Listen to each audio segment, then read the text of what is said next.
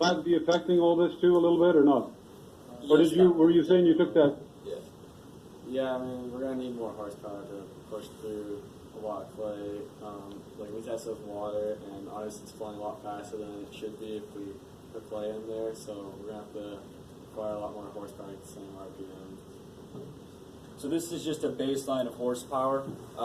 This is assuming, it's making a lot of assumptions. It's taking out viscosity and dynamic viscosity or friction. And it's just going that if we had a solid body of clay around that extrusion screw, what's the factor of friction between the clay and the barrel? I grabbed that from a mining website saying it's about a quarter for the friction coefficient.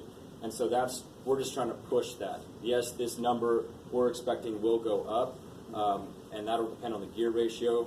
Also, once we get that number and we get the actual forces working on the extrusion screw, we'll be looking more at the statics and the finite element analysis of this screw so that it's easy to maintain, it's more reliable, and it doesn't have design flaws that ends up breaking or having a poor extrusion speed. Great, good. All right, good, thank you.